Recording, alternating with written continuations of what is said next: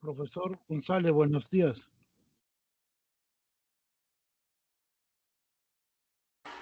Buenos días, profesor coordinador. Buenos días, aula de consultas académicas. Soy el profesor Eusebio Rodríguez para atenderles de 11 a 1 y Perfecto, profesor, luego... sí se le escucha claramente. Gracias, profesor, gracias. Bien, como ven ustedes, son los contenidos que corresponden a la semana 8, ¿no?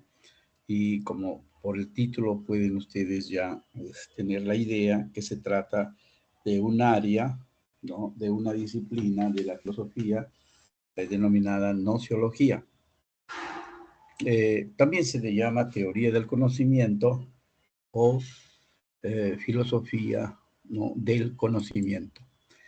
Bien, para, digamos, actuar con cierto orden y metodología, voy a presentar los contenidos que corresponden, ¿no? A esta semana. Bien, entonces tenemos en primer lugar acerca de la nociología, ¿no? La etimología, ¿no? La etimología de la palabra nociología. Luego miraremos el concepto, los temas que aborda, incluyendo el tema de la verdad, que corresponde a la nociología, ¿no?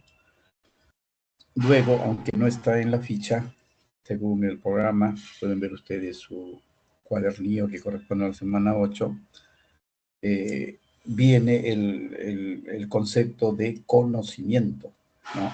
Estrictamente verán ustedes que el tema por el cual hay nociología es porque se ocupa del tema del conocimiento. Bueno, entonces el conocimiento, el concepto y luego viene los elementos que conforman o que están presentes en todo proceso del conocimiento, ¿no? Llámese el sujeto, ¿no? El objeto y la representación o también llamada imagen. A continuación viene el gran tema que se ocupa la nociología, cuáles son los problemas, los grandes temas, ¿no? Acerca de la posibilidad del conocimiento, luego viene acerca del origen y también acerca de la esencia o naturaleza del conocimiento, lo cual, pues, bueno, es parte de la nociología, pero no figura en nuestra semana, ¿no? Por razones de tiempo y espacio y otros, ¿no? Y decisión de las autoridades académicas. Bien, entonces tenemos el problema acerca de la posibilidad del conocimiento. La gran pregunta, ¿es posible conocer la realidad? ¿No hay acaso algún problema, no?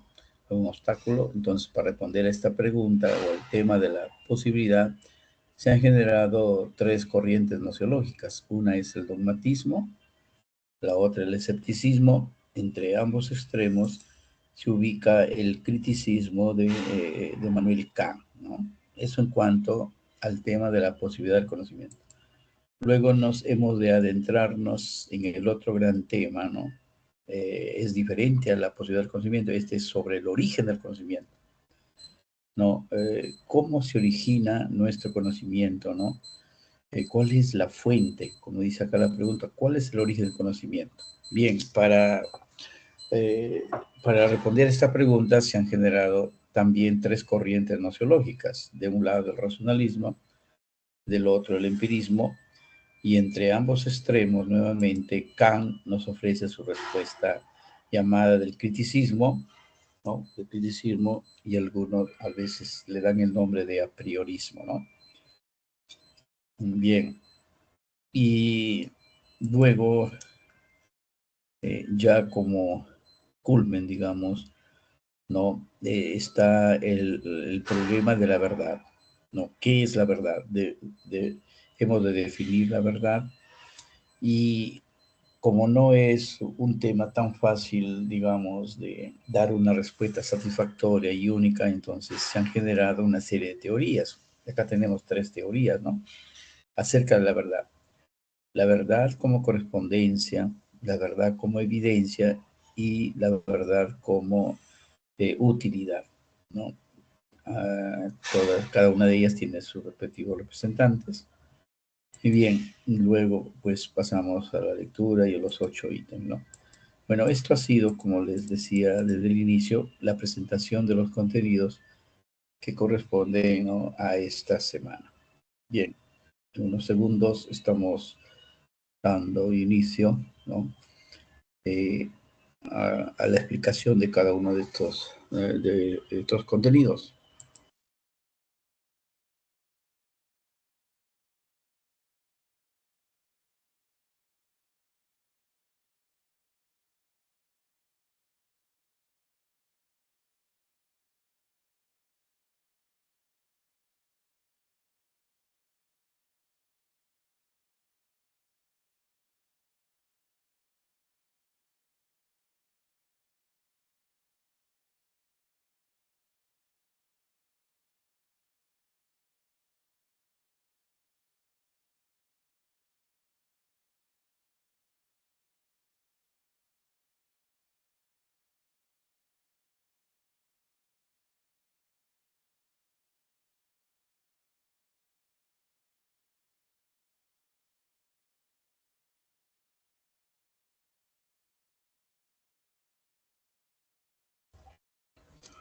Bien, entonces tenemos, ¿no?, el primer punto que concierne propiamente a la nociología.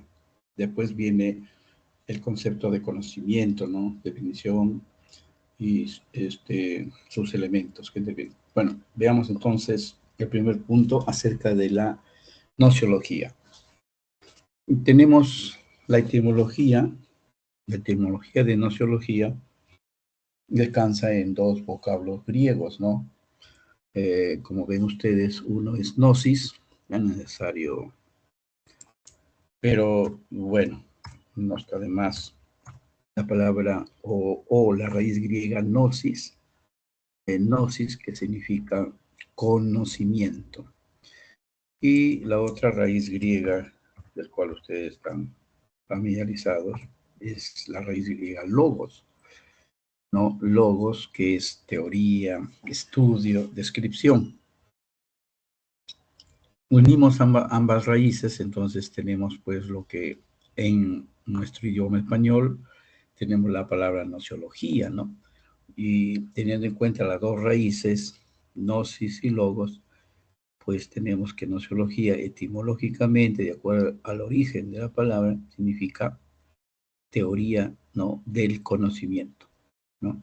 La teoría del conocimiento. Ya les decía que nociología puede intercambiarse, ¿no?, con otras denominaciones como teoría del conocimiento, y vean ustedes, tiene que ver con su etimología, ¿no?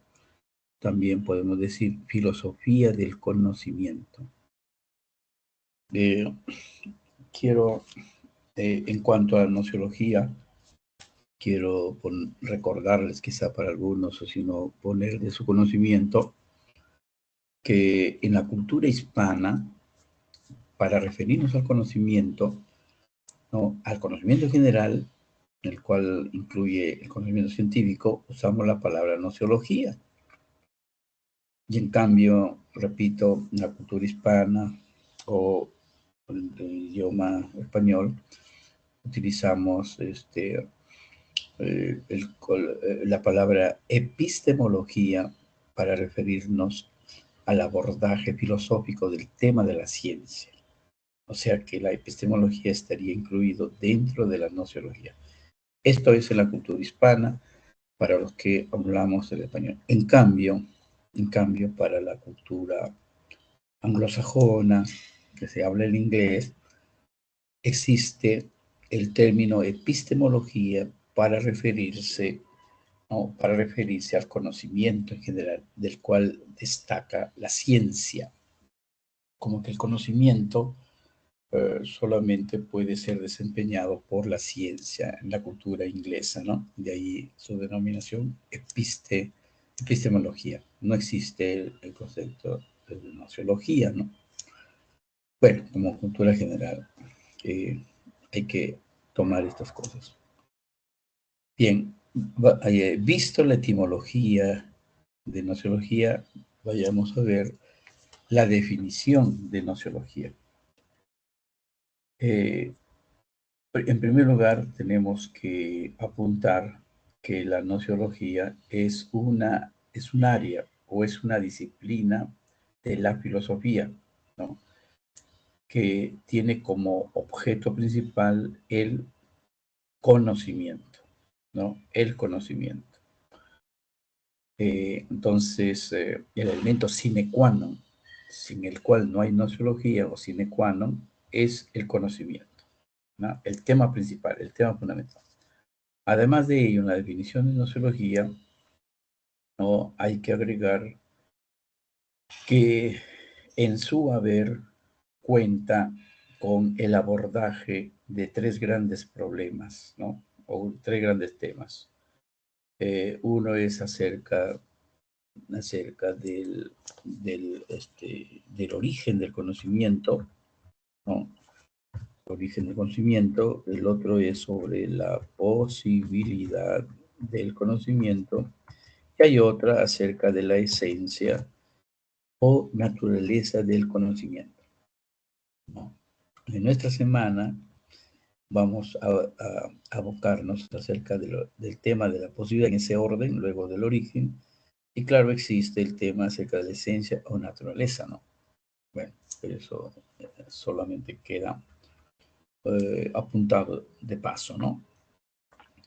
Bien, pero para completar la definición de nociología, hay que agregar que además de indicar el tema principal, que es el conocimiento, y luego indicar que se ocupa de tres grandes problemas, ¿no? Origen, posibilidad y esencia del conocimiento, hay además otro gran tema, que es el tema de la verdad. La verdad, el tema de la verdad. Por la verdad, bueno, Jesús decía, la verdad, la verdad nos hará libres, ¿no? Yo soy el camino, la verdad y la vida. Entonces, el concepto verdad está tan metido en nuestra cultura, en nuestras relaciones, ¿no?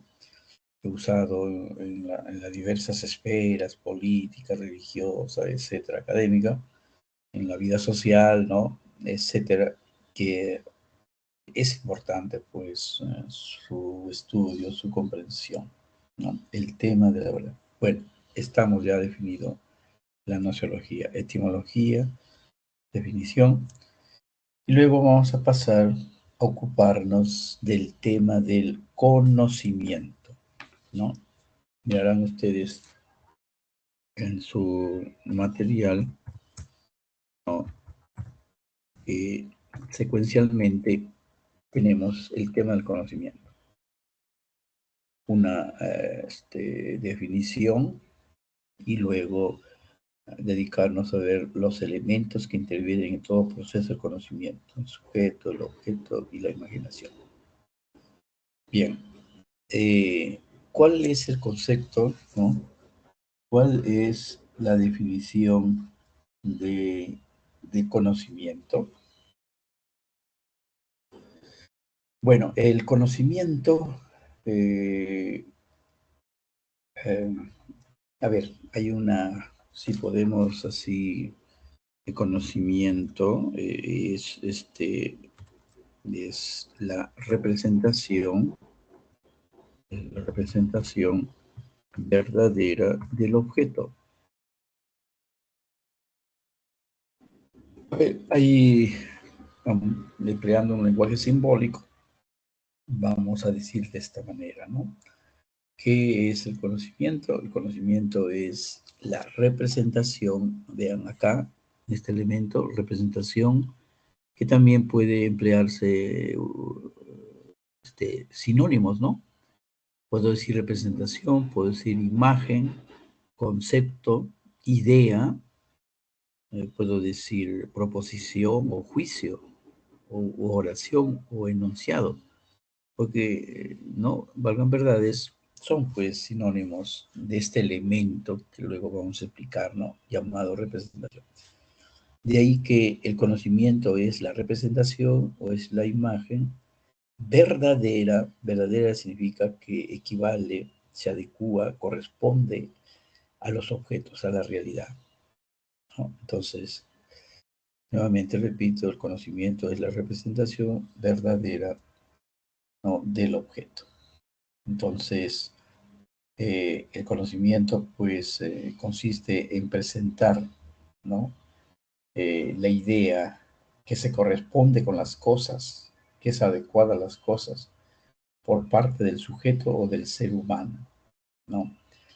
El ser humano cuando conoce algo, en realidad lo que hace, está tratando de captarlo mentalmente, de aprenderlo, con H intermedia, ¿no? De aprenderlo intelectualmente o mentalmente al objeto en sus cualidades, en sus características más resaltantes, ¿no?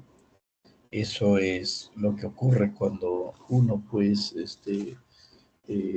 menciona, ¿no?, los temas que tienen que ver con el conocimiento. Entonces,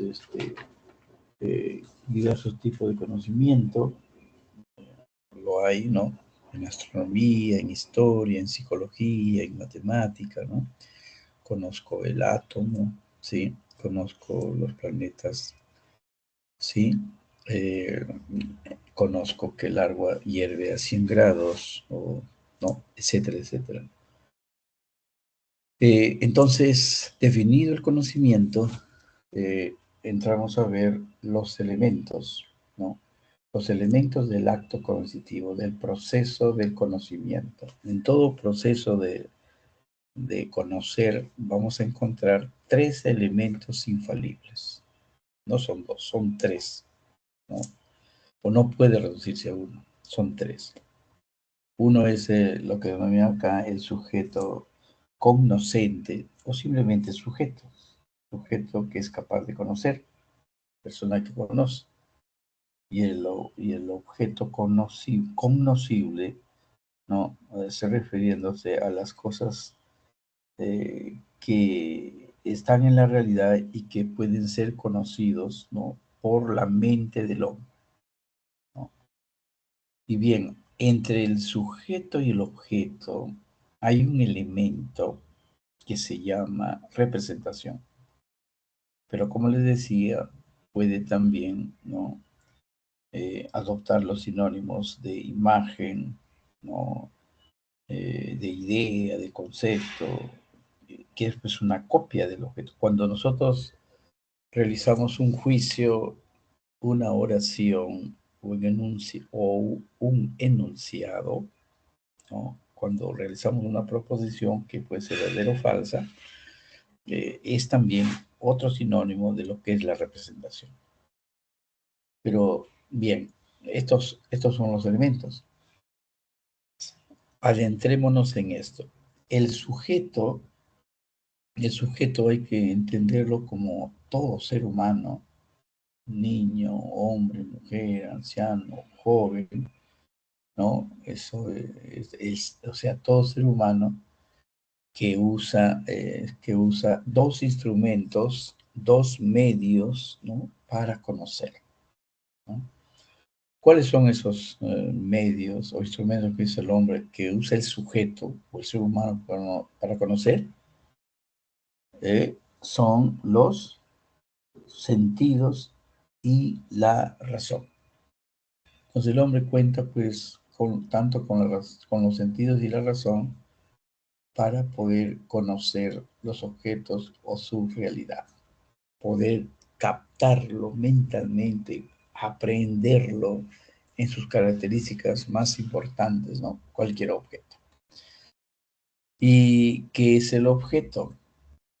El objeto es todo aquello que puede ser conocido.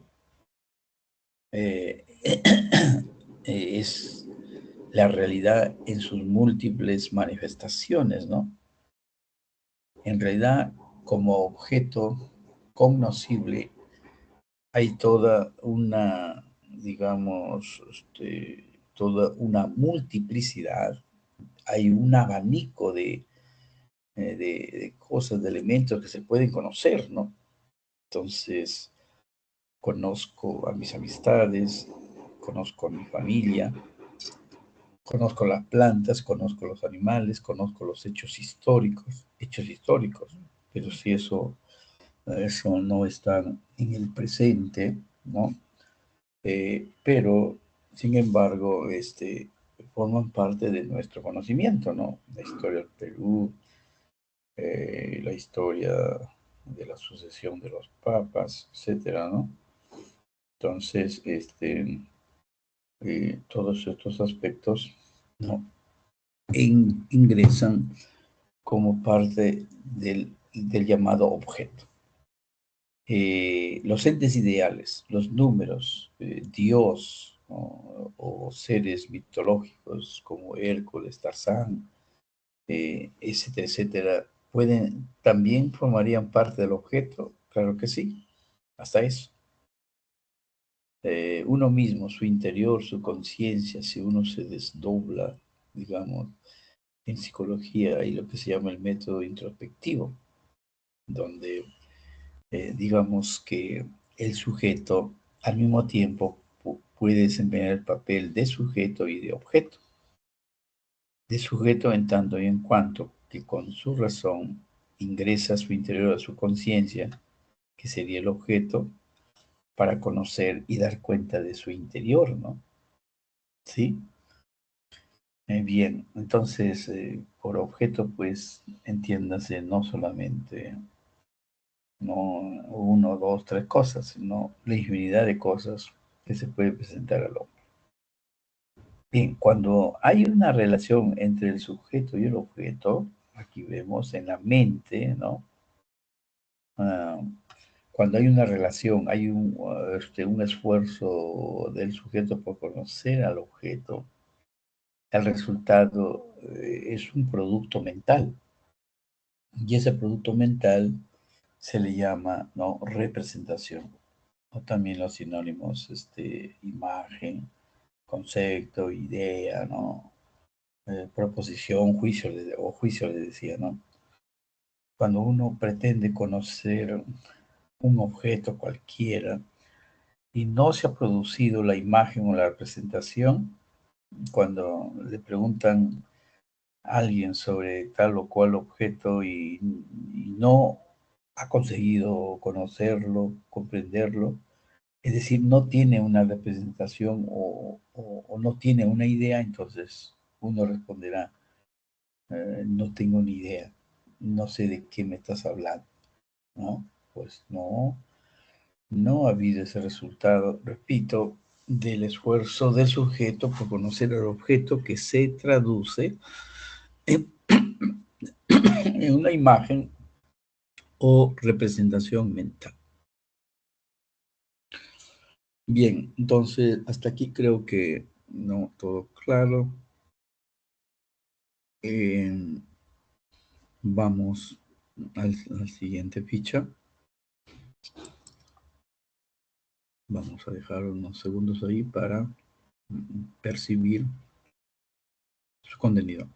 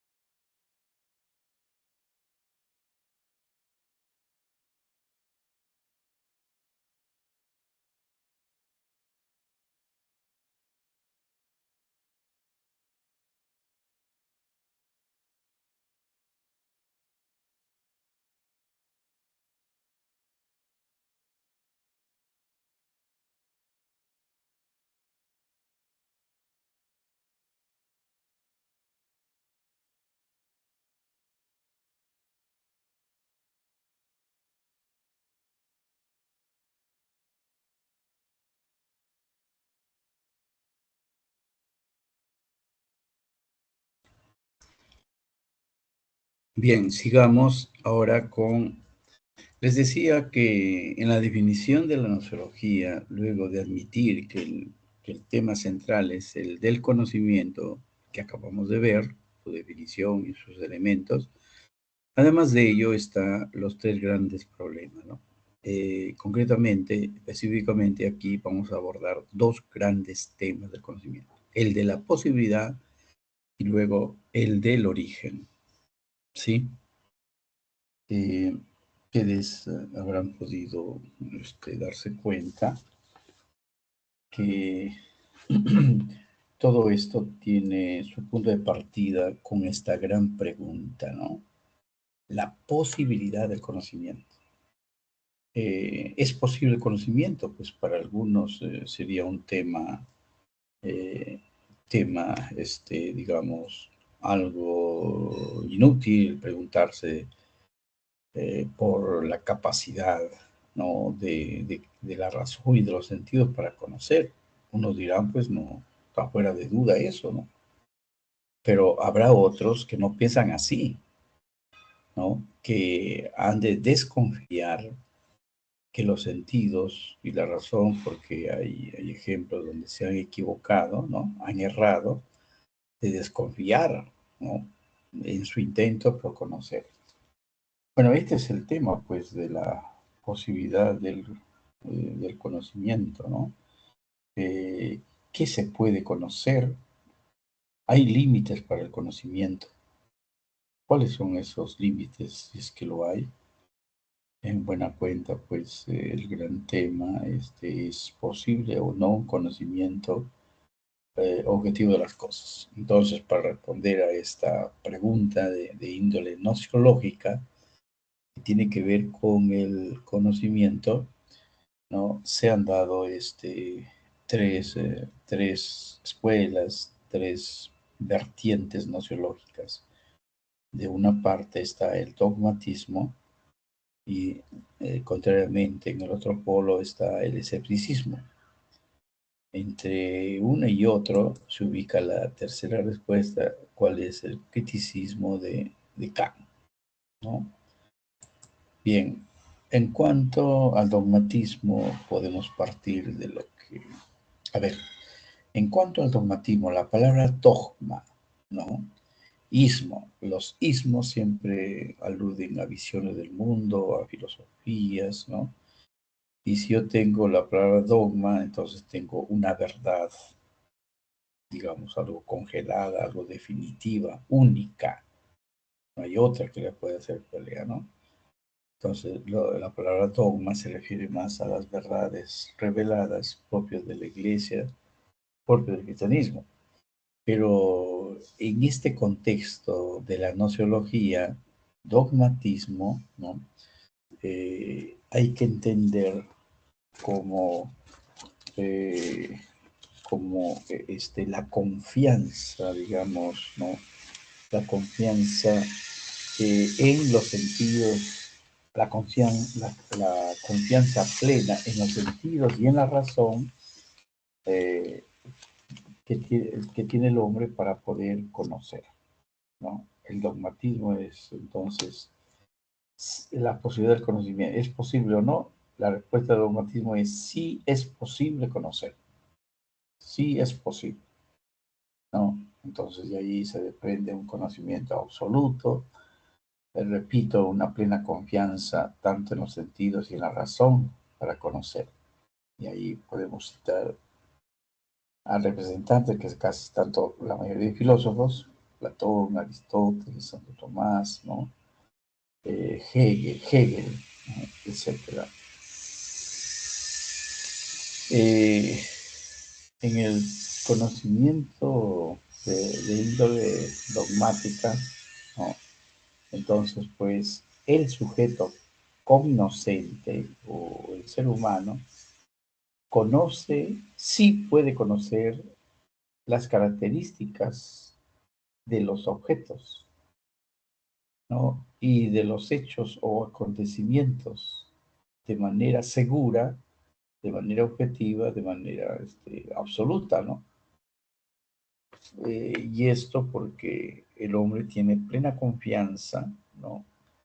En la capacidad de los sentidos y de la razón para poder conocer los diversos objetos, ¿no?, de la realidad. Bueno, ese es el dogmatismo. Como bien apunta acá, el conocimiento es absoluto, hay plena confianza en las facultades. ¿Qué facultades? Se refiere a los sentidos y a la razón para poder conocer. Entonces, sí es posible el conocimiento del mundo, de las cosas, ¿no? Ahí se está presentando a Tales de Mileto, nosotros mencionamos otros, ¿no? A Sócrates, Platón, Aristóteles, Hegel, Santo Tomás de Aquino, San Agustín, ¿no? Etcétera. Wittgenstein, etcétera, etcétera. Bien, de la otra parte, en el otro polo, a la pregunta, ¿es posible conocer la realidad? Está el llamado escepticismo. Frente a la pregunta, ¿es posible conocer la realidad? El escepticismo no dice, no presenta un sí, digamos, ¿no? Sino que el escepticismo impone la duda de poder conocer.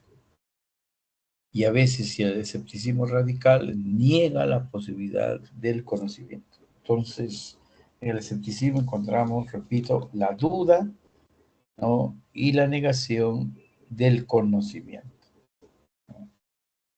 A veces se habla ahí de dos clases de escepticismo, ¿no? Un escepticismo radical, que está en Pirrón de Elis, ¿no?, que es, digamos, el fundador, Pirrón de Elis, y él decía, como no es posible conocer, los sentidos y la razón se equivocan, entonces lo mejor es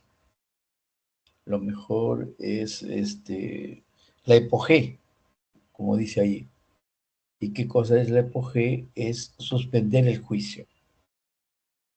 Suspender el juicio es no adentrarse en elaborar proposiciones o enunciados u oraciones, ¿no?, de ninguna clase, ni afirmativas ni negativas, porque ahí pues se impone la duda o se impone la negación de toda posibilidad de conocimiento. O sea, contrario a lo que les decía, sostiene el dogmatismo, ¿no? Entonces, el escepticismo es radical. Pirrón de Elis, tenemos Gorgias. Pirrón de Elis, lo tienen ahí, pero sin embargo, anotamos Pirrón de Elis, el otro, Gorgias. Pensé que estaba anotando, no salía. Pirrón, ¿qué? De Elis. Pirrón de Elis, les decía que recomienda, como no es posible conocer, recomienda la epogé o la suspensión del juicio, hacer toda clase de enunciados, ¿no?, o de juicios, como decía acá. El otro, Gorgias, es un radical, decía, nada existe, no existe la realidad. Si algo existiera, no podría ser conocido. Si algo existiera, no podría ser conocido. Y si pudiera ser conocido, no podría ser comunicado a los demás. Son pues ejemplos de escepticismo radical. Y en cuanto al escepticismo relativo, por ejemplo, Protágoras, que decía, el hombre es la medida de todas las cosas. Una suerte de duda, de escepticismo, en tanto y en cuanto yo puedo conocer ciertas cosas, ¿no?, ciertos fenómenos. Y claro, no aspiro a la universalidad, pero sí el conocimiento es relativo al tiempo, al espacio, a los intereses, etcétera, y otros factores, ¿no? El mismo Descartes, cuando impone la duda metódica, la duda, ahí podríamos hablar de una especie de escepticismo metódico, ¿no? No es un escepticismo sistemático, radical, digamos, total, sino metódico, como método, ¿no?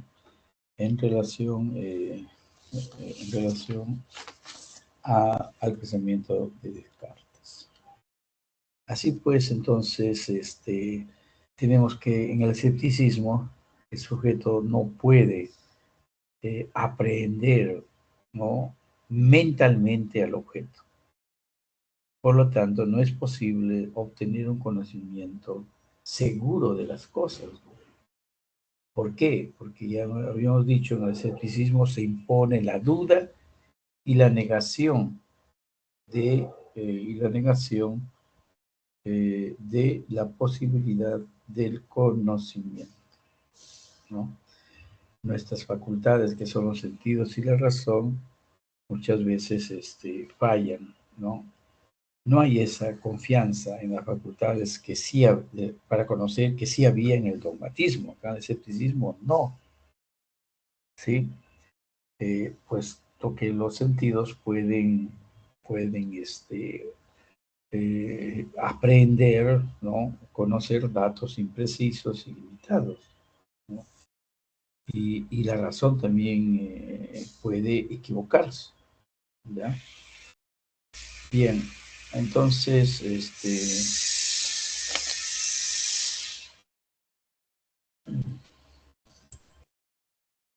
a ver acá. Bueno, entonces, esto es el escepticismo, ¿ya? Niega la posibilidad del conocimiento, se impone la duda o la negación del conocimiento. Entonces, no, Pierre Rondel dice, no es posible el conocimiento del mundo, solo nos queda suspender el juicio, es decir, suspender el juicio, solo nos queda la epogé, en otras palabras, ¿no? No emitir ningún juicio si esto es verdadero, si esto es falso, porque no podemos conocer de manera segura, ¿sí? Bueno, entre estos dos extremos, ¿no?, se suscita la tesis nociológica de Kant, que se llama criticismo, ¿no? La palabra criticismo tiene que ver con la actitud crítica, recuerdan, de la filosofía. La palabra griega, kritei, de ahí viene criticismo, significa examinar.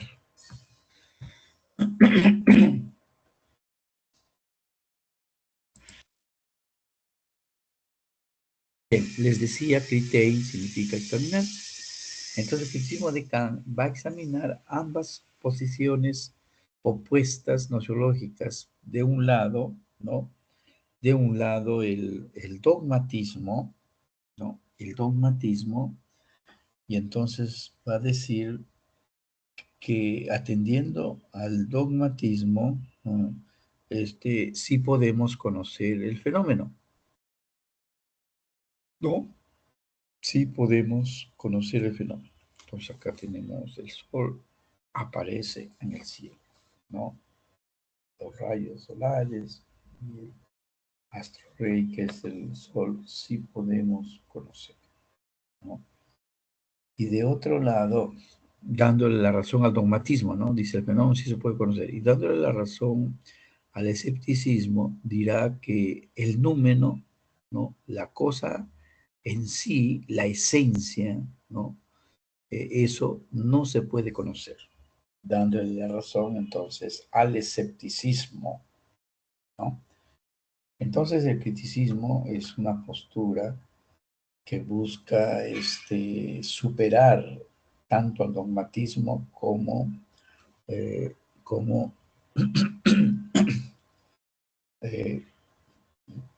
como al escepticismo.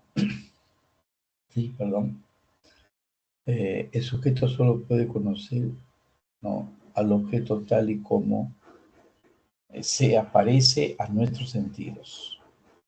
Y eso son los fenómenos. Y fenómeno es fenómeno.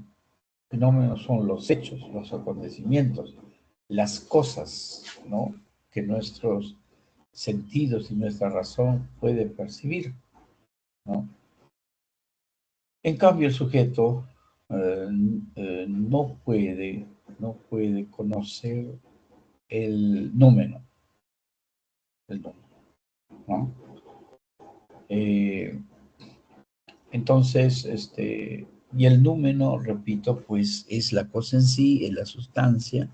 En el número estarían Dios, ¿no?, concepto alma, concepto mundo, ¿sí? Es decir, todas las sustancias de Descartes, ¿recuerdan? Entonces, eso no es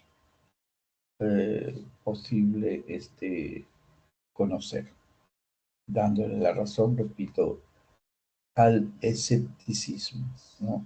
Al escepticismo. Profesor, entonces, si en el número consideramos a Dios, ¿no?, entonces vamos a decir que Kant es ateo. No, no exactamente, sino que el conocimiento de Dios, el conocimiento de los entes metafísicos, Kant lo va a llevar a otro canal, digamos, lo va a llevar a otro sistema de pensamiento, ¿no? Y es a través de su razón práctica. Hay una obra que se llama Crítica a la razón práctica. Ahí sí va a postular la existencia de Dios. Dios existe porque mi voluntad quiere que exista, o mi fe, ¿no? Son los soportes de la existencia de Dios, ¿no? Pero no un conocimiento racional, digamos, de Dios, ¿no?, como Descartes lo presentaba. Para Kant no es posible. Para Kant no es posible, ¿no? Bueno, eso en cuanto al tema acerca de la posibilidad del conocimiento. ¿Es posible conocer la realidad? El dogmatismo dice sí. En cambio, el escepticismo dirá no, o impone la duda. Entonces, el criticismo, ¿no?, que es la respuesta de Kant, dándole la razón al dogmatismo, dirá sí, es posible conocer el fenómeno. Fenómenos, los hechos, los conocimientos, las cosas, por nuestros sentidos y por nuestra razón. Pero hay otro elemento que él postula, que es el número. El número no es posible conocer, ¿no? Entonces, dándole la razón, digamos, al escepticismo, que imponía la duda o el no al conocimiento. Bien, entonces tenemos pues ya explicado el tema de la posibilidad del conocimiento. Y vamos a ingresar, ¿no?, al segundo gran tema, que es el tema acerca del origen del conocimiento. A ver, veamos ahí unos segundos el contenido de esta ficha.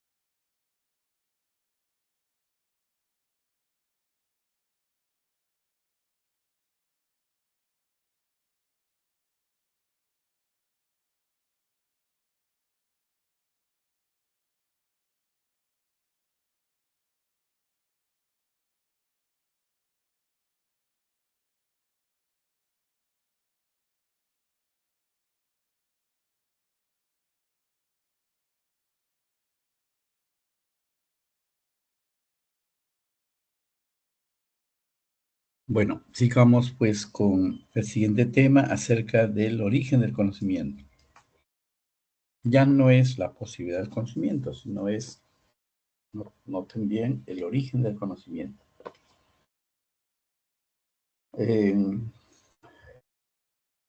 Al adentrarnos en este tema o problema acerca del origen del conocimiento, buscamos responder a la interrogante, ¿dónde se inicia el conocimiento?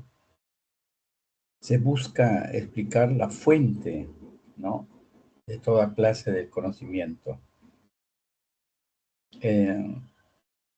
Y para responder a esta pregunta, pues también existen tres corrientes nociológicas, ¿no?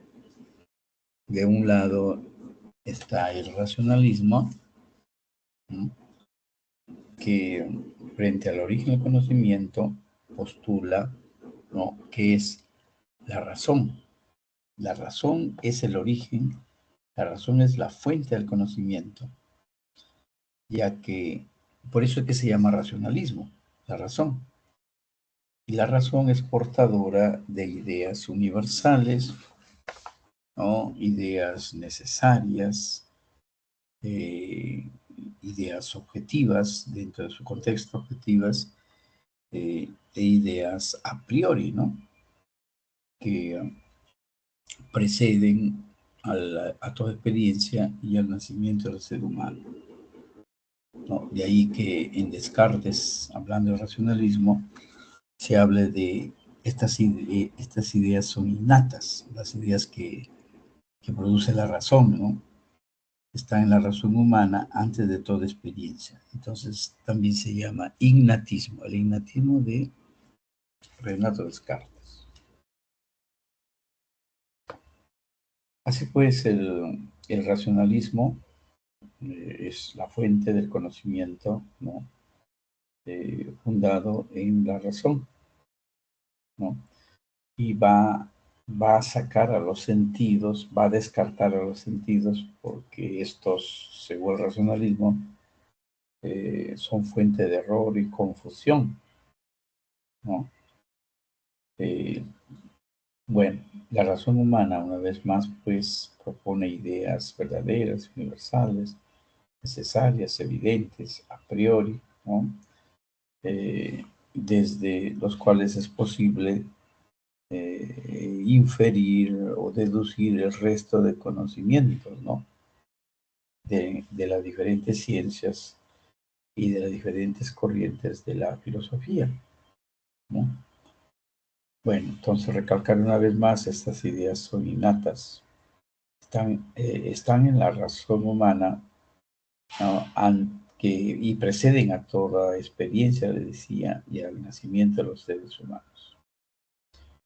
Bueno, como filósofos o racionalistas tenemos ahí, acá lo ponen pues a Descartes, pero también Platón, Leibniz, ¿no?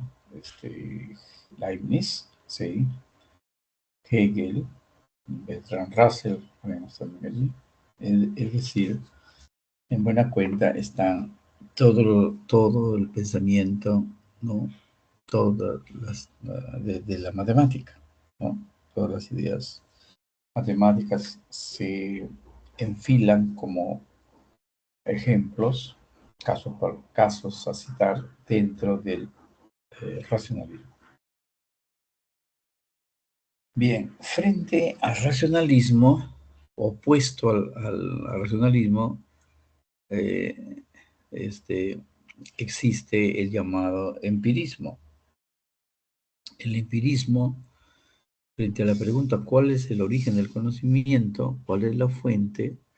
No dirá que es la razón como el racionalismo, sino afirmará que el origen del conocimiento está en los sentidos, ¿no?, o en la experiencia, ¿no?, es decir, en la relación con la realidad, con los objetos, ¿no? Entonces, el conocimiento se origina en los datos de los sentidos. ¿Cuántos sentidos tenemos? 5, ¿no? la vista, ¿sí? La vista, el oído, el tacto, con la mano, los dedos, el tacto, y el gusto en la lengua, el olfato y la nariz. Ahí están los 5, ¿no? Unos intervienen más que otros, pero ahí están los 5 sentidos. Entonces el empirismo, pues el conocimiento, surge por los datos de la experiencia de las cosas, por los datos de los sentidos, ¿no? Nuestros sentidos se ponen en contacto con las cosas.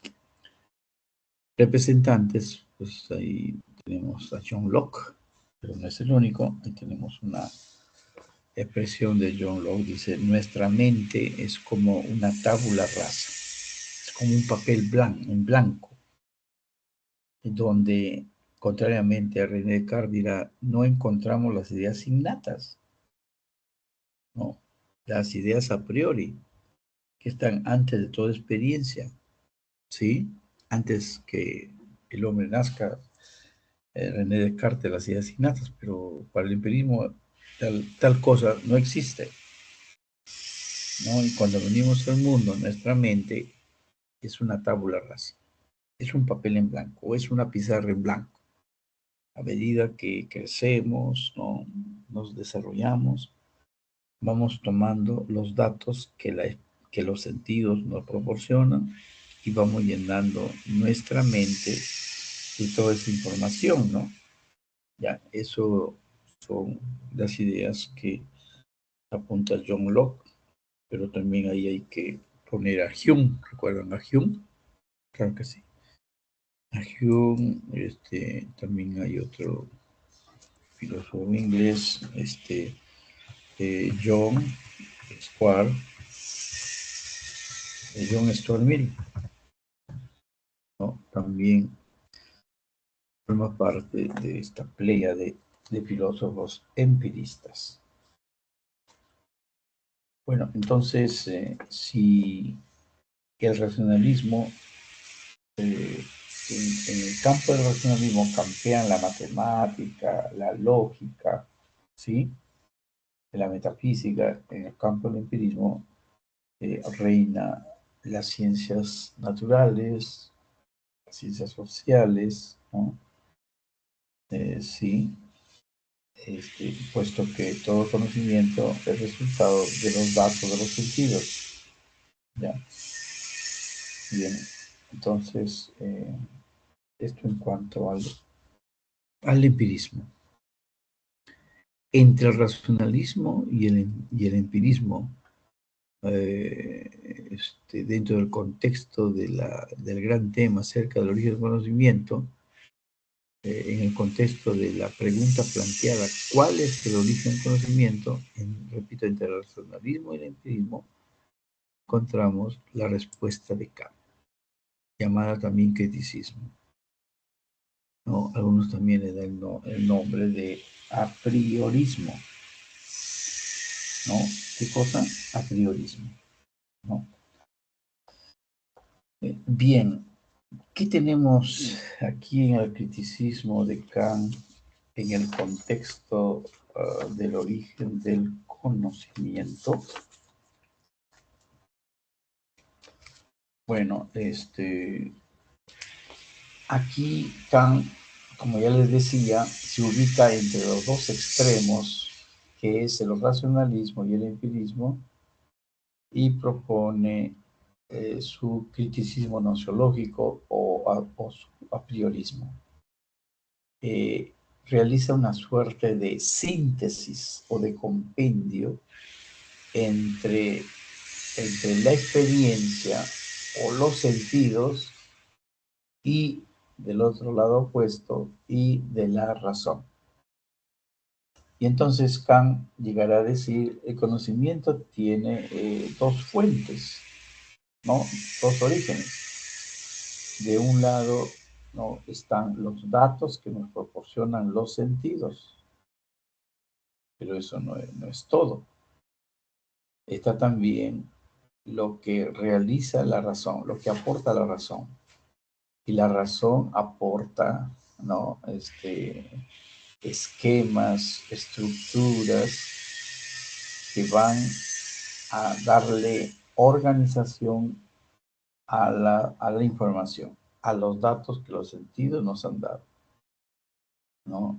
Y entonces, en todo proceso de conocimiento, los sentidos y la razón son indesligables. O también dirá en otro momento, los sentidos sin la razón serían ciegos. Los sentidos y la razón serían ciegos. ¿Y qué pasa si la razón no interviniera? ¿No? La razón sin los sentidos sería vacía o hueca, ¿no? Y entonces fíjese la posición, digamos, mediadora que adopta acá, ¿no? Las intuiciones, como decía, las intuiciones, o podemos reemplazarlo, los datos de los sentidos sin la razón, o las intuiciones sin la razón, o sea, sin los conceptos, son ciegos. Aquí en esta expresión, en esta cita, como han traducido, ¿no? Les invito a poner, en vez de intuiciones, pongamos sentidos, los datos de los sentidos.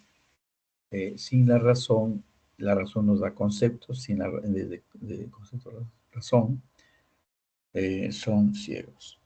Y los conceptos, es decir, la razón, sin los sentidos o sin las intuiciones, los sentidos serían vacíos, serían huecos, cosa hueca, ¿no? Entonces, fíjese cómo ambos, pues, se complementan, ¿no? Y los objetos nos vienen dados mediante la sensibilidad, y es la única que nos suministra intuiciones o datos sensoriales, ¿no? Por medio del entendimiento, los objetos son pensados y de él proceden los conceptos.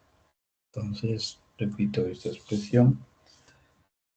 A ver, los sentidos sin la razón, voy a anotarlo, porque como estamos viendo los sentidos y la razón, y acá han utilizado otros sinónimos, entonces decimos los sentidos, o las intuiciones, los sentidos, sin la razón o sin los conceptos, decía ahí, ¿serían qué?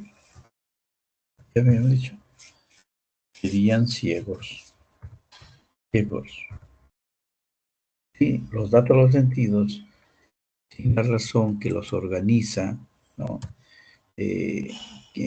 La razón, repito, proporciona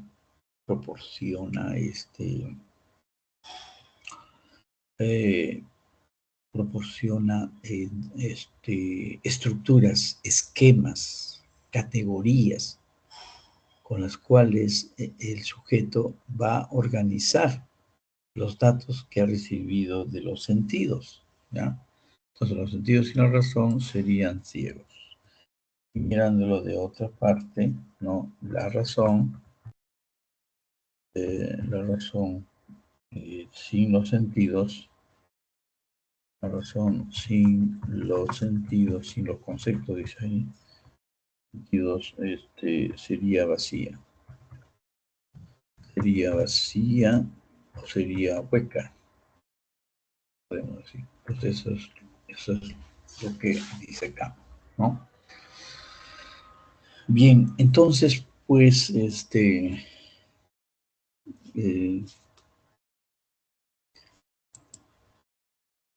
a ver, voy a proponer un ejemplo para entender esto del origen, ¿no? Del conocimiento. A ver,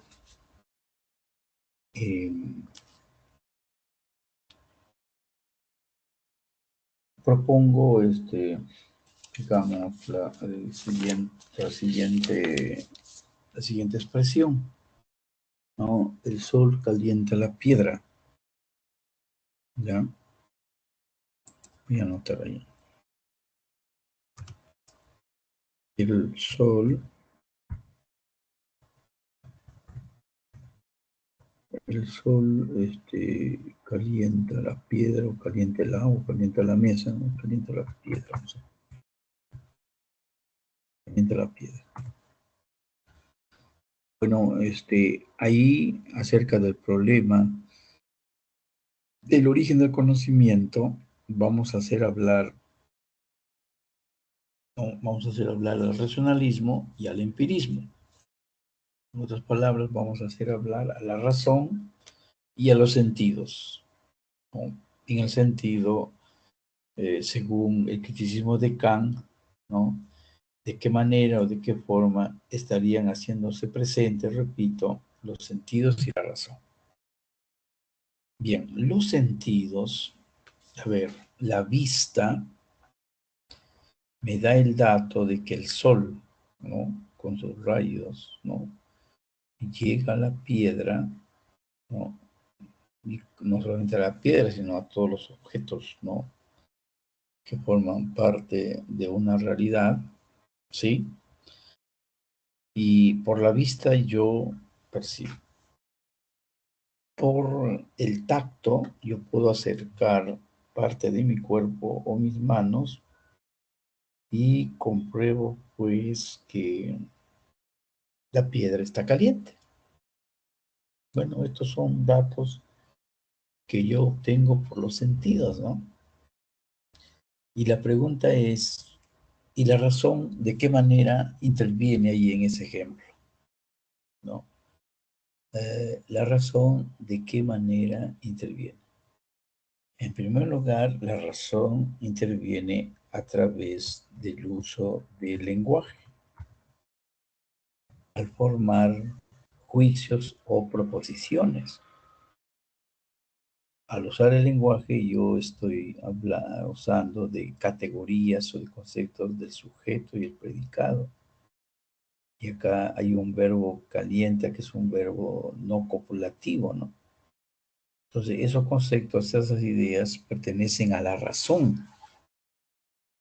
Y la razón, sobre todo, proporciona, les decía, estructura de pensamiento, categorías. La categoría de espacio y tiempo, ¿no? Tiempo, el sol calienta la piedra, es en un contexto de, ¿es la mañana o es la tarde? Espacio, ¿es en mi jardín o es en la casa de la persona X? Entonces, ¿no?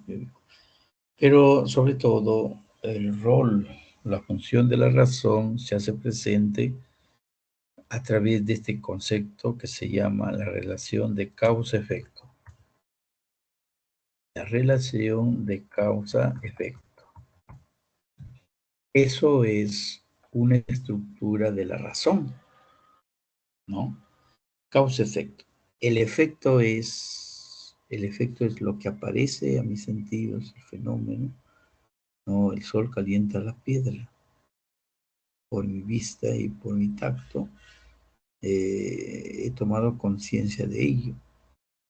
Pero la pregunta es, ¿cuál es la causa para que eso ocurra? ¿Cuál es la causa? Entonces la causa es los rayos del sol, pues, ¿no? Produce ese efecto de calentar la piedra, ¿ya? Bien, entonces hemos, digamos, concluido el tema acerca del origen, ¿no? Del conocimiento. Bueno, hay otro tema solamente antes de abordar, antes de seguir otro tema, hay el tema, o hay el problema de la esencia, ¿no? La esencia del conocimiento, también llamada de la naturaleza, pero de manera muy rápida, solamente voy a referirme. El tema de la esencia, ¿no? Del conocimiento se enfrenta a una pregunta en todo proceso del conocimiento. ¿Quién tiene prioridad? ¿Quién tiene el rol protagónico? ¿El sujeto o el objeto? Entonces, ¿es el sujeto o el objeto el que determina el conocimiento? De acuerdo a eso, entonces, se originarán las corrientes nociológicas del realismo, ¿no? El realismo que lo maneja toda la actividad del pensamiento científico, ha de ser hincapié que el conocimiento debe ser copia del objeto, ¿ya? El conocimiento es reflejo del objeto, según sus características. Claro está, es como que el conocimiento es copia fiel del objeto. ¿Ya? Entonces aquí en el realismo, ¿no?, encontramos a Demócrito, encontramos a Locke, a Marx como representantes del realismo, ¿no? Y frente al realismo, en cuanto a la esencia del conocimiento, ¿no?, encontramos el idealismo. El idealismo plantea que es el sujeto el que crea los objetos, ¿ya? En el realismo, el conocimiento que era copia del objeto, ¿no? Pero acá en el idealismo, el sujeto no es el que crea los objetos. Como que el conocimiento es una creación del sujeto, es una proyección del sujeto. El sujeto es el que crea los objetos. Eso es la posición idealista, ¿no? Entonces ahí tenemos a Platón, a Hegel, tenemos a Berkeley, ¿no? Berkeley, a Descartes, ¿ya? Bien, entre el realismo y el idealismo hay una posición intermedia que corresponde a Kant, que se le llama fenomenalismo, que postula que el conocimiento es una construcción del objeto, ¿ya? El conocimiento es el producto de lo que el sujeto recibe del mundo exterior, los datos que recibe del mundo exterior, y de lo que él pone de su propia interioridad, ¿no? Entonces, tenemos acá pues que en el fenomenalismo el conocimiento, en buena cuenta, es una construcción del objeto, ¿no? La imagen del mundo, el mundo físico, ¿no?, de Aristóteles, la de Newton, la de Einstein, ¿no?, siempre ha ido variando, ¿no?, en cada uno de estos autores, ¿no? Pero suficiente allí para tener una idea. Y vamos a pasar, por último, al gran tema sobre el problema de la verdad. Ya, a ver, dejamos ahí unos par de minutos para percibir su contenido y luego seguimos.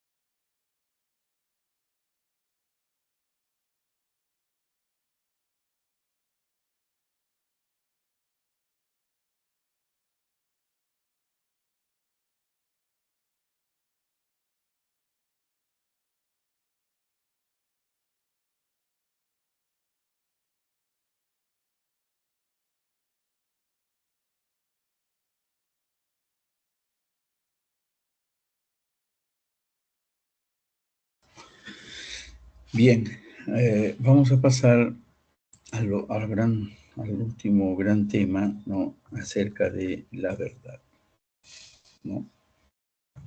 Acerca de la verdad. Bueno, la palabra verdad, mm, buscando una etimología, eh, lo encontramos en el griego, en esta palabra aletheia, y tiene que ver con una suerte de desvelar, ¿no? Lo que está oculto, hacer que ello sea verdadero, digamos, ¿no? La verdad, bueno, buscando la definición de la verdad, tenemos aquí que la verdad es la correspondencia entre la idea, ¿no? Concebida por el sujeto y el objeto mismo, ¿no? A ver, recordando, creo que, bueno, vamos a mirar arriba, cuando habíamos definido el conocimiento, ahí está. Cuando habíamos definido el conocimiento, dijimos, el conocimiento es la representación verdadera del objeto. Verdadera del objeto.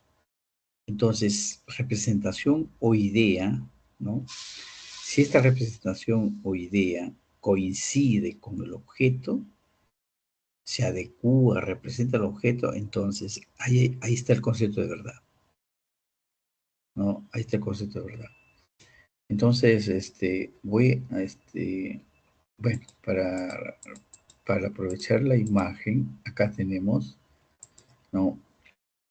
Esta imagen, esta representación de este perrito, ¿no? Concuerda con esto que está en la realidad, la imagen mental que se ha forjado él. Si concuerda, entonces ahí se está dando el concepto de verdad. Pero supongamos que aquí este perrito y acá en la mente, ¿no? de este sujeto, un tigre o un elefante. Entonces ahí no se va a cumplir la exigencia del conocimiento que nos piden que la imagen o representación o la idea sea verdadera del objeto, se adecue. Como no se adecue, entonces en vez de la verdad, acá, si es que en el supuesto caso, ¿no? Que acá hubiera un tigre y acá un perrito, entonces no hay verdad. Entonces, si no hay verdad, ¿qué es lo que hay? Hay falsedad, ¿no? Entonces, esto debe manejarse, ¿no?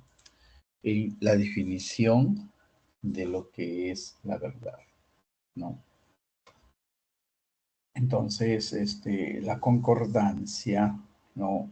de la representación o de la idea que tiene el sujeto en la mente con el objeto que se ha pretendido, ¿no? O que se busca comprenderlo, conocerlo, capturarlo mentalmente. Bueno, en torno a la verdad hay tres tesis, tres teorías: la teoría de la correspondencia, la teoría de la evidencia y la teoría de la utilidad. La teoría de la correspondencia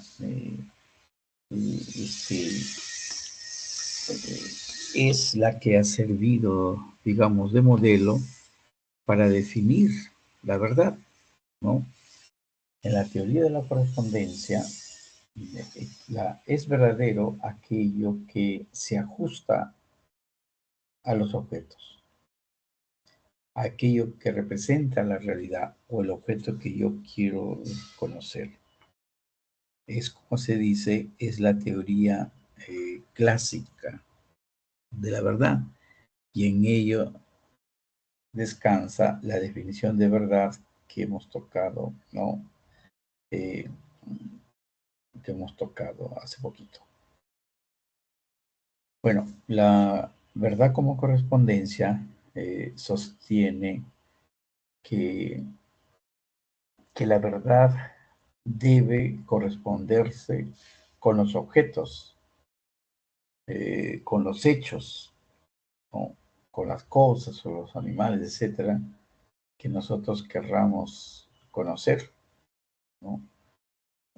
Por consiguiente, cualquier enunciado u oración o juicio, ¿no? Sería verdadero cuando representa los hechos, los objetos, ¿no? Se ajusta a ello, ¿no? Y entonces acabo de decirlo, pues, ¿no? Y si no fuera así, ¿no? Entonces, si no se correspondiera con los hechos, con la realidad, etcétera, entonces, en vez de verdad, tenemos la falsedad. Tenemos la falsedad en la teoría de la correspondencia. Bueno, los representantes aquí, Aristóteles justo tiene una expresión de Aristóteles que pareciera que es un trabalenguas, pero no lo es. Veamos con cierto detenimiento. Decir de lo que es, que no es, o de lo que no es, que es falso, mientras que decir de lo que es, o de lo que no es verdadero, ¿no? Entonces, ahí refleja la teoría de la verdad como correspondencia, ¿no? Bueno, en la historia de la filosofía, además de Aristóteles, manejan esta teoría de la correspondencia Santo Tomás de Aquino, ¿sí? Bertrand Russell, el mismo Wittgenstein, ¿no? Wittgenstein, que ustedes recuerdan, Wittgenstein, los primeros que conceptualizaron la filosofía, Wittgenstein con su término isomorfismo, donde nos dice que las proposiciones deben reflejar los objetos, la realidad, ¿no? Este es otro ejemplo también de la verdad como correspondencia. ¿Ya? Bien.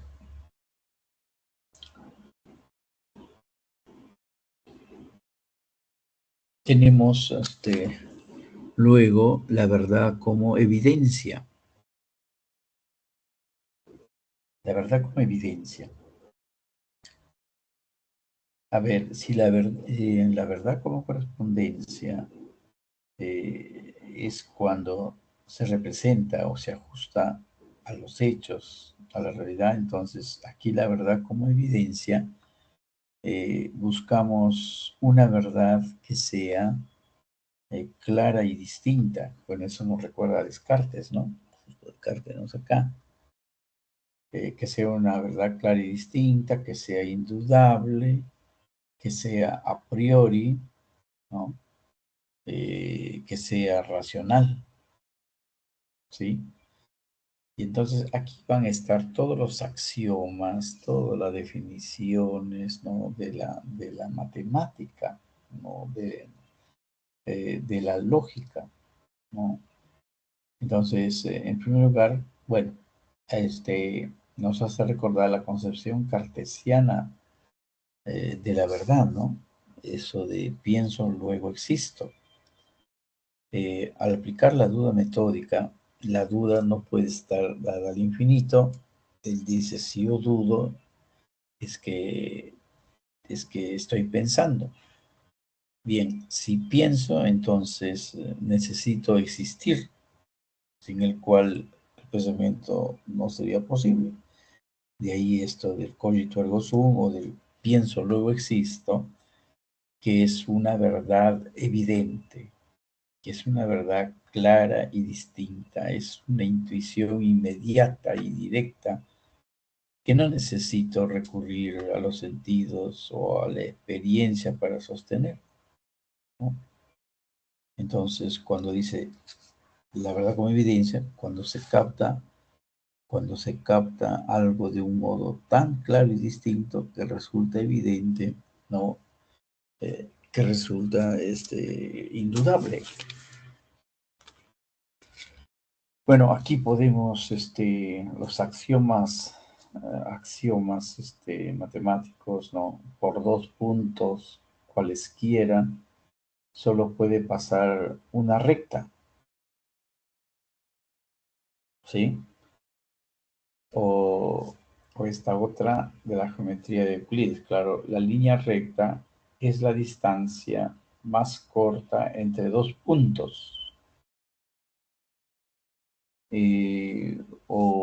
O decir, el todo es mayor que las partes. Repito, el todo es mayor que las partes. Y entonces, son ejemplos, ¿no? Que nos ilustran la teoría de la verdad como evidencia, ¿no? O lo otro, si yo digo, o es de día o es de noche. Y en este momento veo que no es de noche. Por lo tanto, la conclusión es de día. Ese es otro ejemplo, ¿no? De la verdad como evidencia. Entonces ahí cualquier ejemplo de la lógica, de la matemática, que tenga que ver con las definiciones, con los axiomas, sí, entonces son ejemplos, pues, de esta clase de verdad como evidencia. Luego tenemos la verdad como utilidad, ¿sí? La verdad como utilidad. Veamos aquí qué tenemos. Dice, relacionada con las consecuencias beneficiosas que se pueden extraer de un enunciado. William James, ¿no? John Dewey, son aquí los representantes. William James nos dice, lo verdadero es solo el recurso en nuestra forma de pensar, así como el derecho es solo el recurso en nuestra forma de comportarnos, ¿sí? Entonces, la teoría de la utilidad, ¿no? O la teoría pragmática también se dice, ¿no? El criterio de verdad es el éxito de las consecuencias prácticas de los enunciados. La verdad coincide, pues, con lo útil, ¿no? La verdad como utilidad, repito, que en otras palabras es el carácter pragmático, beneficioso y útil, ¿no? Para el hombre que conoce. Entonces, digamos aquí, ¿no? De alguna manera, en esta teoría, el hombre no es, digamos, un ser pensante en exclusiva, sino que ante todo es un ser práctico, destinado a actuar, ¿no? Y William James, además está John Dewey. John Dewey, a ver, escribimos ahí.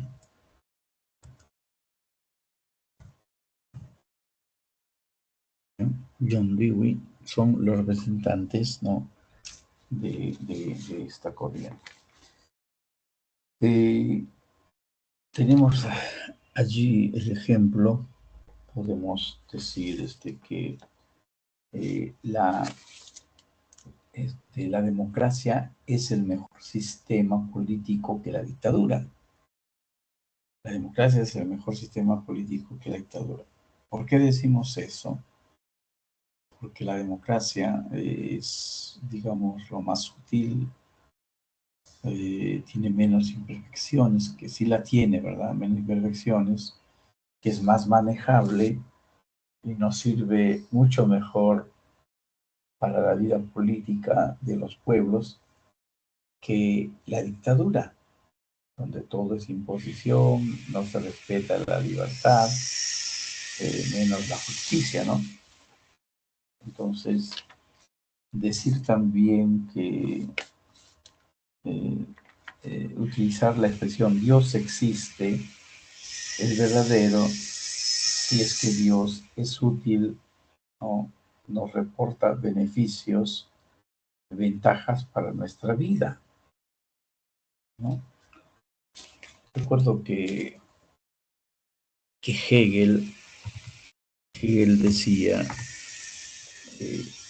a ver, si bien las palabras no son al pie de la letra, pero algo de esto. La religión es verdadera, ¿no? Porque nos es útil. La religión es útil para mantener unido a una comunidad, ¿no? Y entonces políticamente, pues ahí también tenemos el criterio pragmático o utilitario de esta teoría de la verdad, como utilidad. Bien, vamos a pasar al último tramo, que es ocuparnos de la lectura y de los 8 ítems. Anoten ahí las claves. Estaremos dando en unos minutos el comentario respectivo.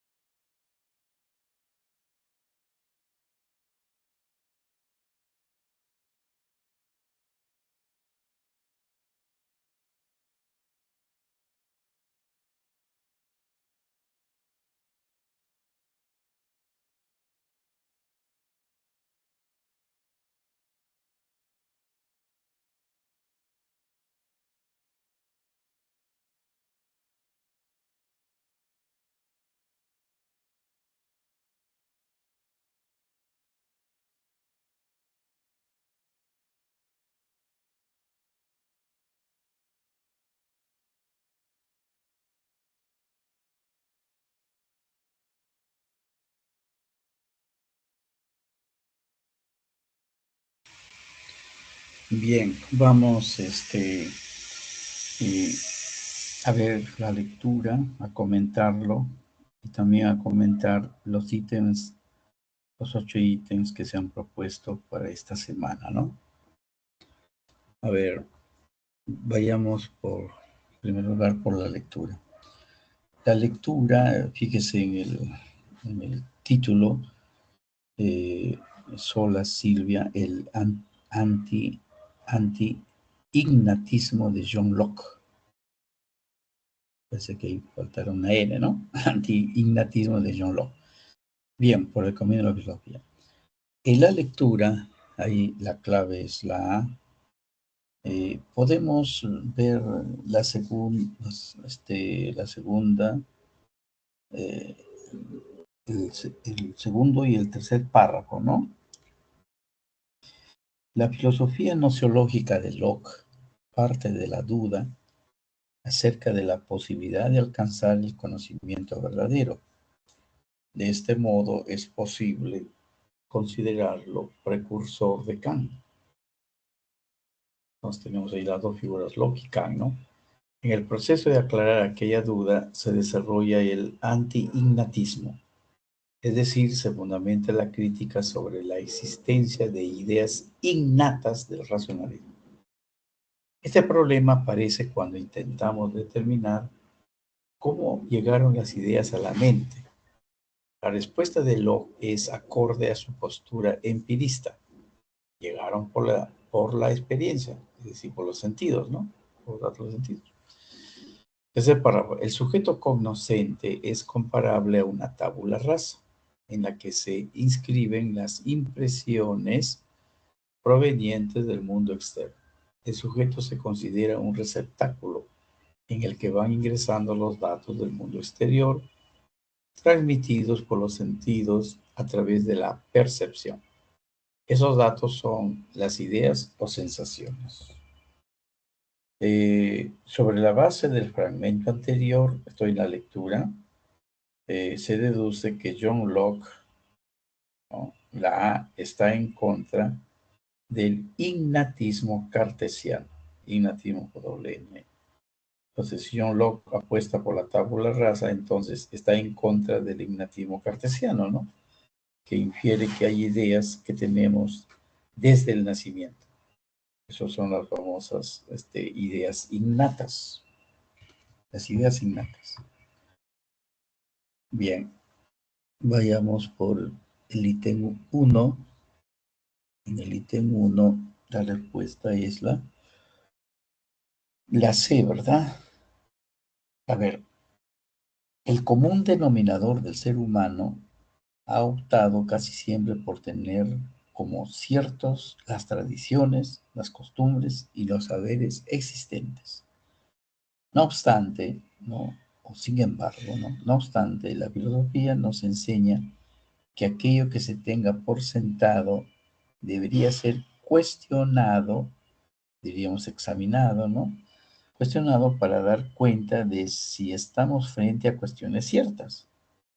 Así encontramos en la historia de la filosofía ejemplos que contrastan lo referido, como es el caso del C, método cartesiano que somete a duda las ideas o creencias evidentes.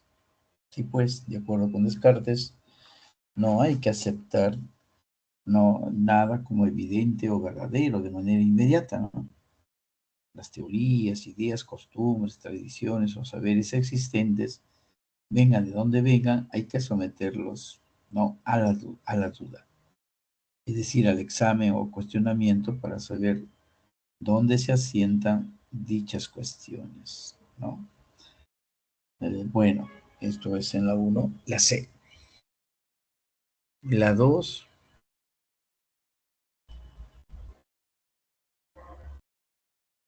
a ver, la 2.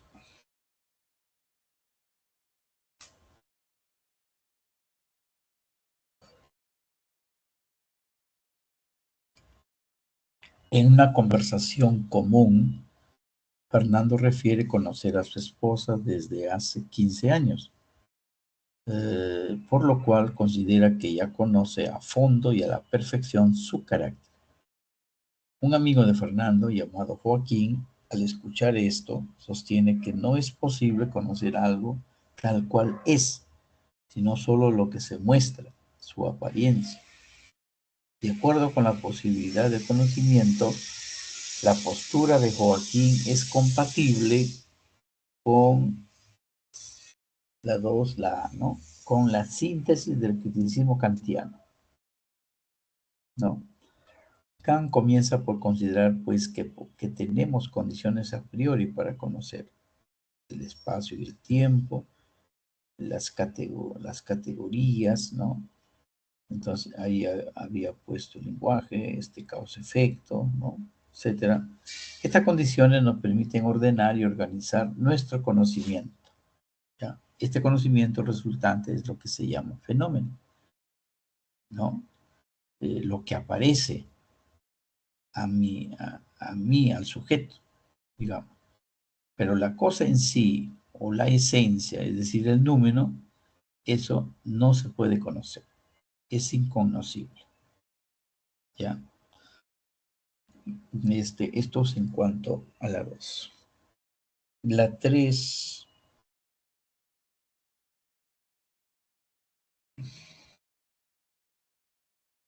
La pregunta 3.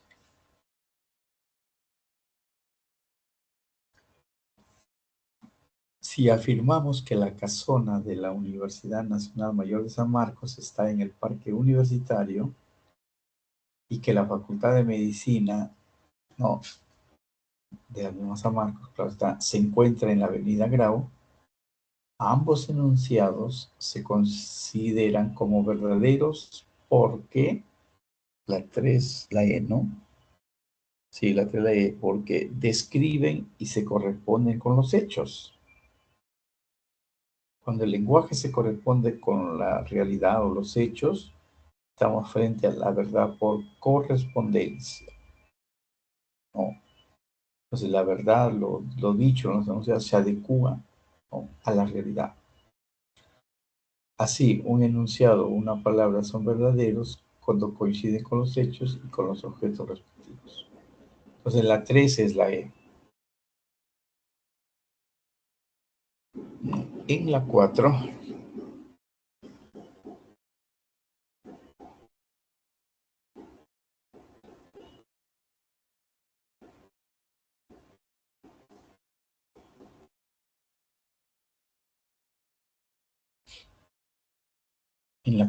Alicia es una niña de 8 años que sabe distinguir una cosa de las otras. Por ello diferencia su única muñeca rosada que posee de sus demás juguetes. Además sabe cuántos juguetes tiene dentro de su estante de juguetes. De acuerdo con las tesis sobre el origen del conocimiento, señale la alternativa que hace referencia a la filosofía de Kant.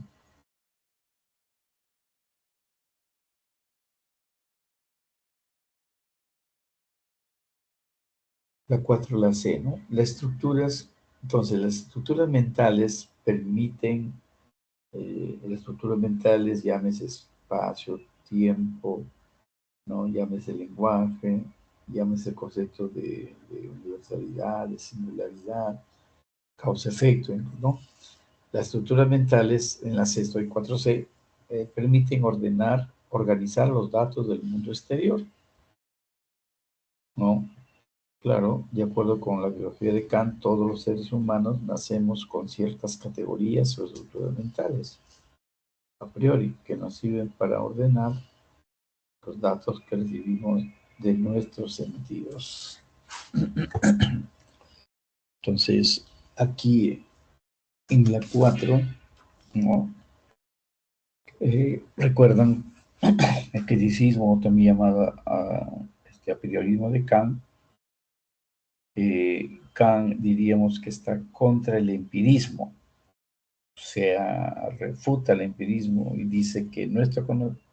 ¿Qué sentido refuta el empirismo? Kant contra el empirismo dice que nuestro conocimiento presenta ciertos conocimientos a priori que no se derivan de la experiencia. Por eso se llama a priorismo, ¿no? Sí. ¿Y cuáles son esos conocimientos a priori? Los conceptos de espacio y tiempo, las estructuras de pensamiento, las categorías. Hay como 12 que se mencionan en Kant, pero no es objeto de estudio, no. Bueno, este concepto de universalidad, de singularidad, el concepto de causa-efecto, ¿no? Podemos tomar ahí. Bueno, y Kant está también contra el racionalismo, ¿no? ¿Por qué? Dice Kant, contra el racionalismo, dice, no conocemos la realidad de las cosas de sí mismas, sino tales como se manifiestan en los fenómenos. No conocemos la realidad de las cosas de sí mismas, o sea, no conocemos el número. Entonces, sino tales sino que conocemos tal como se manifiesta en los fenómenos. Porque fenómeno es phenomenon en griego, phenomenon, y es lo que aparece, ¿no?, a mis sentidos. ¿Ya? Entonces, Kant en esta dimensión. Pasamos a la 5. La 5 es la letra D.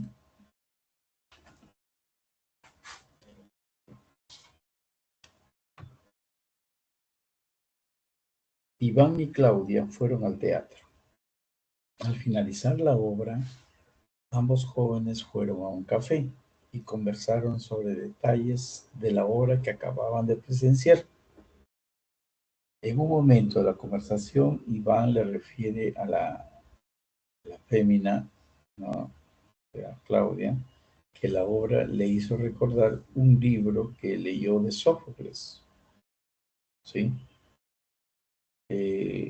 Claudia miró a su acompañante y le dijo lo siguiente: no tengo idea de qué me hablas, pues no he leído Sófocles. Bien, de acuerdo con la tesis sobre el origen del conocimiento, marca la alternativa que hace referencia a la teoría del conocimiento de Hume. Entonces, ¿cuáles? Las ideas surgen después de las impresiones. Recordarán ustedes, de acuerdo con Hume, primero son las impresiones o las experiencias, los datos de los sentidos, y luego se dan las ideas, ¿no? Estas son imágenes debilitadas, aquellas son menos intensas y menos vivaces. Bueno, esto es Hume, ¿no? Entonces la pregunta 5 es la de...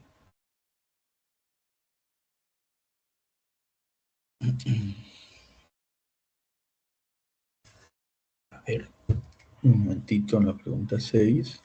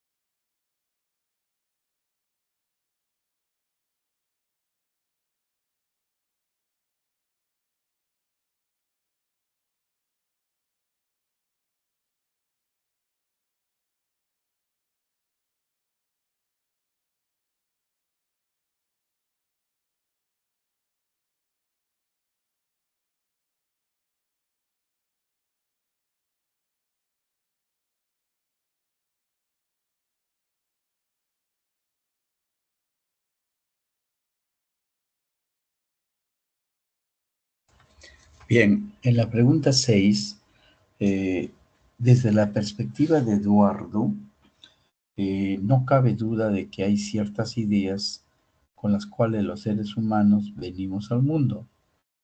Estas nociones son universales y están en nuestra mente desde el nacimiento. Por ejemplo, las fórmulas matemáticas, ¿no?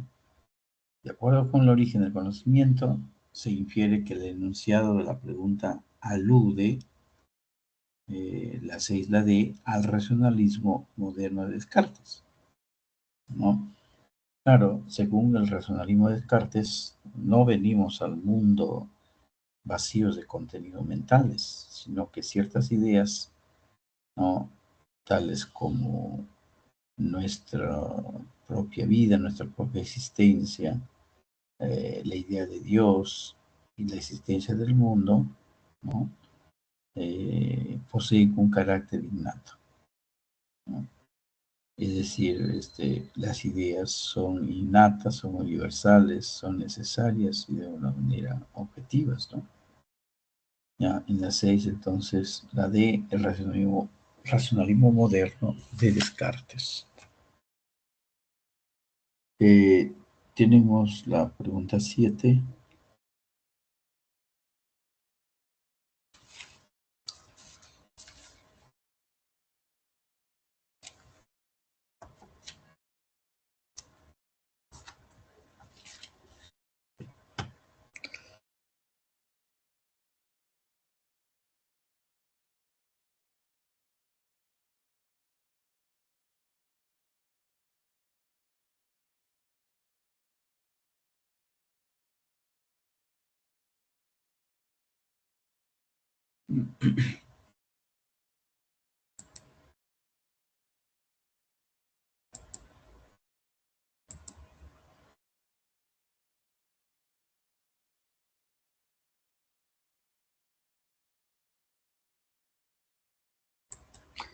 Bueno, en la pregunta 7,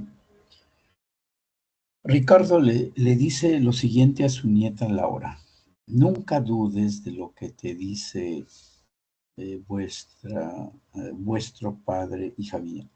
La realidad es exactamente tal cual como él te la ha referido.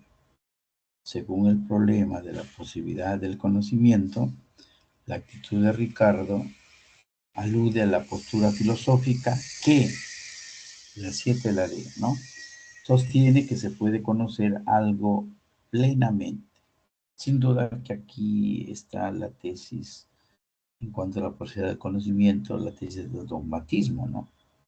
Postura filosófica que defiende que sí es posible conocer la realidad de manera segura, absoluta, objetiva y necesaria, no necesariamente, y a priori, por lo cual no se debe, dudar de las facultades, ¿no?, que tiene el hombre para conocer la realidad. Es decir, no se debe dudar de la capacidad de los sentidos y de la razón para conocer. Tal es el espíritu del dogmatismo.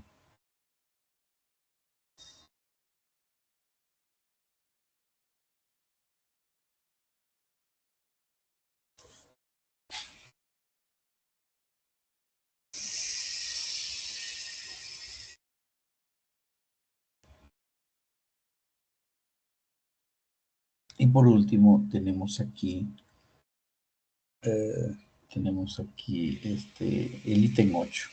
El ítem 8, la respuesta es 8C. En un coloquio de filosofía, Juan sostiene lo siguiente. En todo triángulo, el cuadrado de la hipotenusa es igual a la suma de los cuadrados de los catetos. Luego señala que toda línea paralela a un lado de un triángulo divide a los otros dos lados en partes proporcionales. Finalmente afirma que no se necesita de ninguna prueba empírica para dar cuenta de estos conocimientos. Del enunciado, siguiendo las teorías de la verdad, se puede establecer que la 8, la C, ¿no? La verdad se presenta con claridad y distinción. Según Descartes, la condición básica para que podamos admitir una concepción como verdadera es que la misma resulte clara y distinta para nuestro entendimiento. Así pues, los conceptos matemáticos, ¿no?, incluso hasta lógicos, cumplen con dicha cuestión, ¿no? Entonces, la verdad es la segunda teoría de la verdad como evidencia. Bien. Vamos a finalizar nuestra reunión y dando las gracias